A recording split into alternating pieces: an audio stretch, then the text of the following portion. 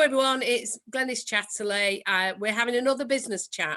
Today, I'm very pleased to be introducing to you one of my favourite people, who's Andy Skinner from AMS.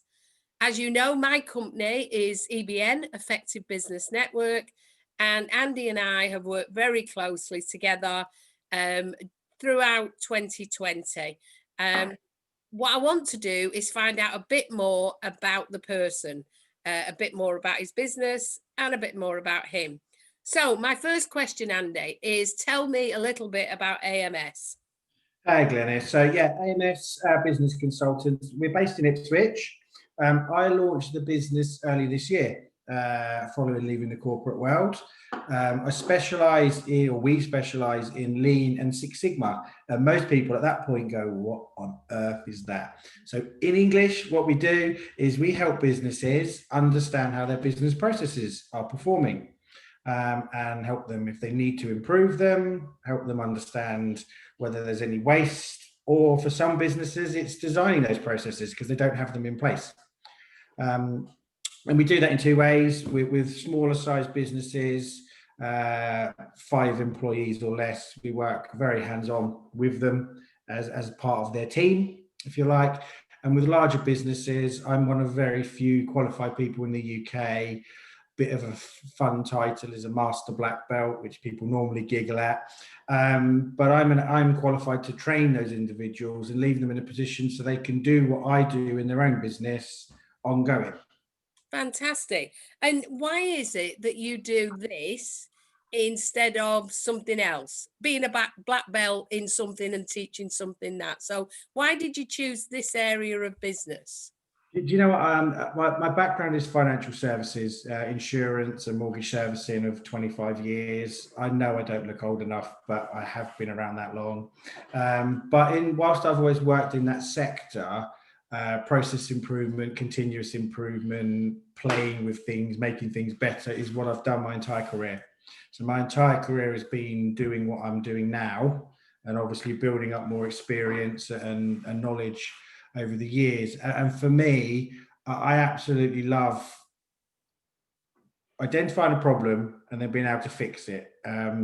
And some of the, over the years, some of the business people I've worked with can be quite negative and beaten up and, oh, how are we going to solve that? Or I'm quite the opposite. I absolutely love a problem. And for me, the more complex the problem, the better. It's more fun to get involved in it. Yeah, I'm a bit of a problem solver myself, and I know that we're a rare breed, but if you show me a problem, I will solve it. And it might be short term, this will fit, you've got a dripping tap, you need somebody to stop the drip for a minute, or a gushing tap maybe, and then you need somebody to come in and fix the actual problem. So so you talk about we. My understanding is that there is a network of you doing stuff. So tell me about that a bit. Yeah, so in my business, actually, there's just me. I'm a one-man band or single-person business at the moment. Have plans next year to recruit and bring in another person, which is great. But when I set the business up, I joined a network of business consultants called IBD, Business Advisors, which is a really fantastic network. It's not a networking meeting, it's a network of consultants. And what that does, though, it enables each of us to pull each other in. It is approximately 200 consultants with pretty much every skill you could think of that you would need in business, from running museums to making chocolate biscuits in a factory. It's that diverse. But that's great because that gives me the ability to pull in relevant and appropriate resources on a case-by-case basis to meet the client's needs, which is a really powerful thing to be able to do. Years ago, probably about 3 or 4 maybe, I did a probably the strangest presentation I've ever done, not my presentation, but the venue, for an IBD group of people who met in London, and it was on a boat on the River Thames. Yeah. So I'm doing my presentation and we're all doing this at the same time, because it wasn't a clear night, let's say that. But every time I walk past that because it's always more on the embankment, every time I walk past I go, oh yeah, I've done a presentation on there. So yeah, and it was, you're right, the people I met had completely different backgrounds from one another, completely, and different specialisms, and some of them very niche specialisms, but like you say, it's about working together. And anybody who watches any of these will know my theme is always, it's about working together. How can we help each other? How can we help other people? So so what three, if somebody were thinking about coming to you, what three things would you say they'd need to think about? What advice would you give them? Let's say, as I say, give me three top tips. I think the first thing for me, be ready to be uncomfortable. In that sense, I'm going to ask you questions that you're probably not going to like to be asked. Not to put you on the spot, not to point fingers, not to pick holes in your business. That's what I'm here for, and that's what I do. It's making sure that you, as a business owner, or your staff or employees, understand what's going on. Yeah. It's not about for me, not pointing the fingers, not a blame game. But as a business owner, as myself as a business owner, and for clients I've worked with this year, absolutely crucial they understand what's going on to make an informed decision, whatever that decision might be. I won't make a decision for somebody. No. I will give them the information to make a decision. I may give them a recommendation. Whether they choose to accept that or not is up to them. So I think, be prepared to ask, but be asked, put my teeth in, the awkward questions, because it's important. And being pushed outside of your comfort zone is important.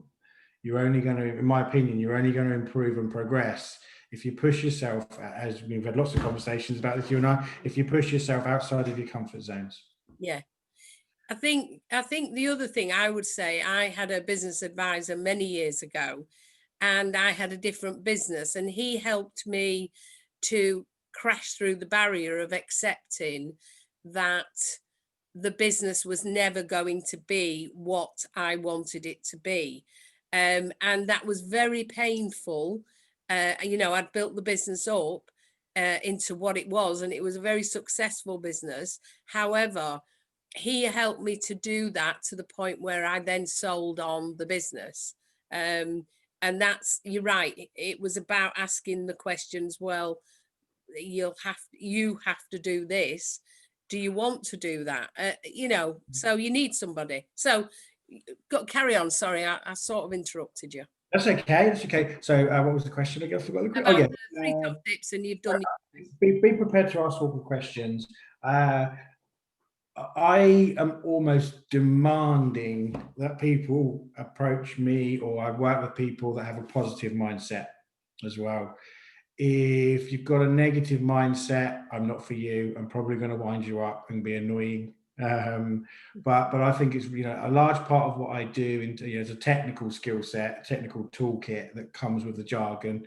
But also equally as important in what I do is the behavioral and positive mindset of it.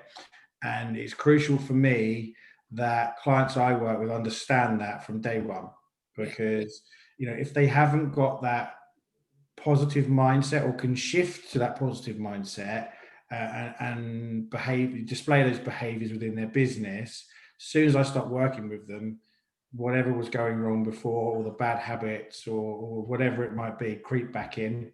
They have to be positive and maintain it. Yeah. Really important for me. And it's surprising how many clients leads, because I didn't work with them, but potential clients I met this year that I have turned away because I couldn't help them, not because I couldn't help them, in terms of, whatever their problems were within their business, they weren't ready for it. They weren't ready to take on what they needed to take on. And for me, it's important that somebody has that kind of upfront contract, if you like, upfront knowledge, what they're stepping into. And I suppose that upfront commitment, because I know, again, back to when I had one, there were times when we would meet and I'd say, well, I've not done any of that. I mean, the good news was I still paid him, but I wasn't ready. I wasn't ready to make the time to deal with whatever it was that needed to have the time given to it. And it was, I was committed to the process, but sometimes other things had to take priority, like actually doing the job. And so it was a longer process than it might have been. And I think also I would say with my experience, it was, I've known this guy for years, years and years. And it was just that at some point I thought, I need now some outside help and somebody to get me moving forward in a way I want to move, rather than this little treadmill I've managed to put myself on, which is not changing at all. So what's your third one? So you give us two. Third one would be trust, and two-way trust. Yeah, I need to trust that the clients I'm working with are going to take action, whatever that action might be. We'll have an agreed action plan, but similarly, they need to trust that I've got their best interests at heart. And again, for me, that comes apart at the outset, comes up at the outset in terms of, it might be okay to say, do you know what, Andy, you're the wrong type of person for me, and client, you're the wrong type. That's okay. That's not a bad thing. But what I will be able to do is point you in the direction of somebody that may have a similar skill set, that has slightly different personality characteristics, which may be right for you. Yeah. And or maybe I'll just work with you and your team. And with the nature of what I do, there's often a lot of jargon up front, and almost that period of educating people first what it is before you can then actually do it. Yeah. It's really important that the clients trust that and can stick with it to see the results at the end. Fantastic. So we've talked about you in business, what you would tell to potential clients. What advice would you give to somebody who was either thinking of setting up a business or had just set up a business? I've just done that, so this is real. Well, no, but you've talked about if they've got a business and you're committing to them, but you've started a business this time. What personally have you learned? I mean, let me share mine, which I pretty much is the one I always share. Whatever money you invest, if you can't afford to put it in a bag and throw it out the window, don't do it, because you may not get that money back. So that would be one of the things, and is quite often one of the things I say, and I've probably said it more than once on one of these business chats. But what's the thing that you've learned that you didn't realize, either you didn't know or you didn't realize that you needed to know? Sorry, I've just done that. I meant as in just set the business up, not I just answered that question. Sorry. Yeah. So I think for me, my biggest advice, the biggest piece of advice I would give to me or another person doing what I've just been through is don't do it alone. Do not try and do it alone. And I invested early on in joining the IBD network, as I mentioned. The benefits that I've got from that, there's zero financial benefit in doing it if you look at it from a pounds and pence value. But being part of a team, having the resources to support back on, just being able to pick the phone up to somebody and say, oh, I've had a really bad day, or I've had a really great day. Celebrate as much as dealing with the stress is. But I think trying to do it alone, and I've seen a lot of people try and do it alone because they think they have to.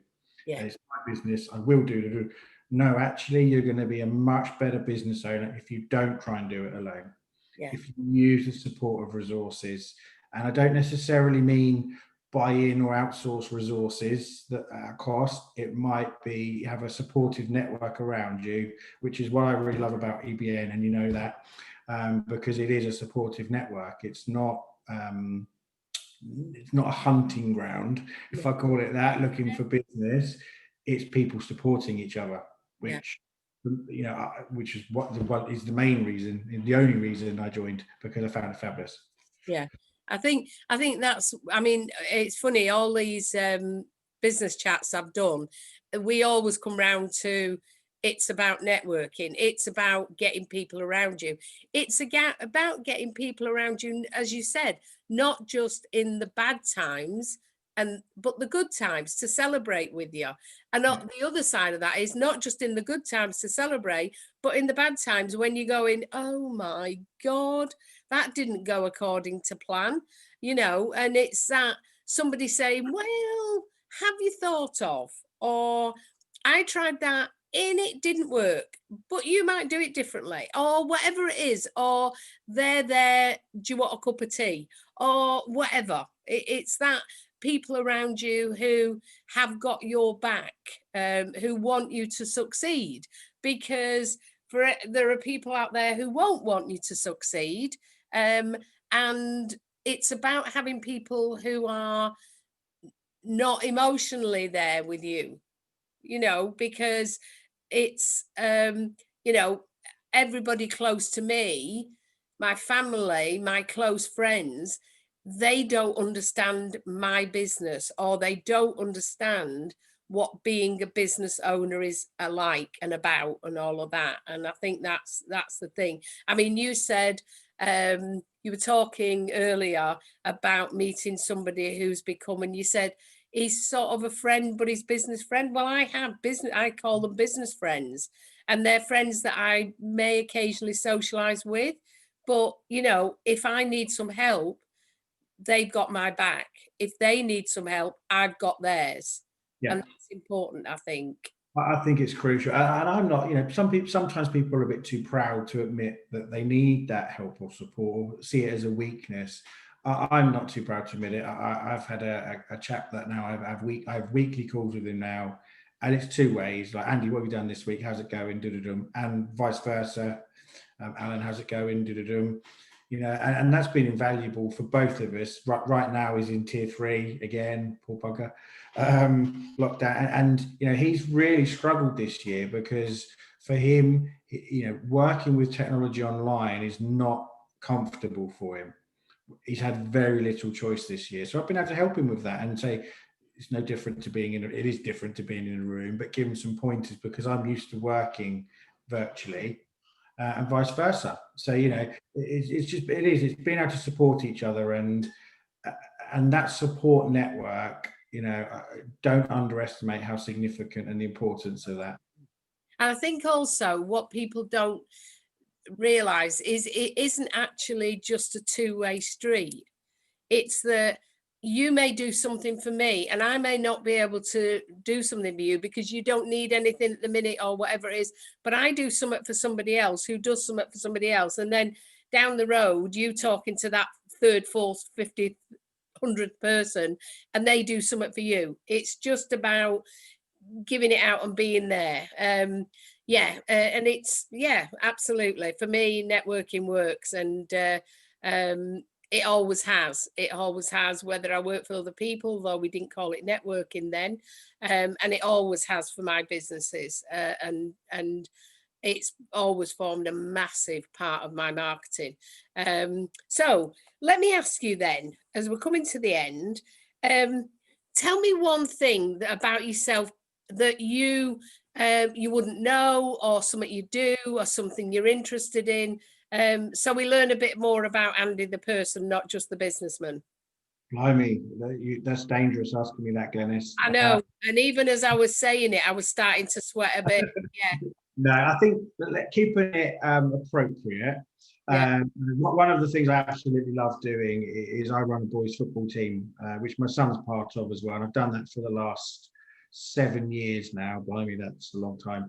But we absolutely love it. I do it with a friend of mine. We started the team, I'd say 7 years ago, when the boys were 6. But that's 2 nights a week and the weekends. And again, it's just such great fun, and it's getting better now because the boys are getting older. So their humour is changing, and the kinds of conversations you can have with them, and still keeping it the clean side of appropriate. But they test the boundaries as well, and but that's absolutely fun. And I when we were in lockdown early this year, The first training session after lockdown, I think, was probably the best training session I've ever enjoyed with the boys. In all those years, they were all, because they're old enough to understand now what was going on, what is going on, and the significance and the seriousness of it. You know, they were bundles of energy waiting to release. You know, however many months it was locked up, not really allowed out, but they were. You could see they were all maintained their distance from each other. So it was quite amusing, but just such joy, and you could really see the relief that and what it meant to them to be part of that team again. So yeah, I absolutely love coaching the boys, and I exercise doing that as well, run up and down, and yeah, a bit too much. Trying to keep up with them now. That's the downside as they get older. the legs are longer. Yeah. Yeah, you'd be all right with me. I'm less than 5 foot, so I'd be okay. I probably wouldn't be able to get into anyway. Well, what I'm going to do when we finish this is I'm going to talk to you about the inappropriate stuff, and for you listeners, watchers, whatever it is you're doing with this, because you could be doing anything, have a wonderful time. Come back next week, there will be something else, and even just turn up to see what we're going to do next, because who knows. Thank you for tuning in. This is Glenys Chatterley and Andy Skinner from Business Chat, and have a great time.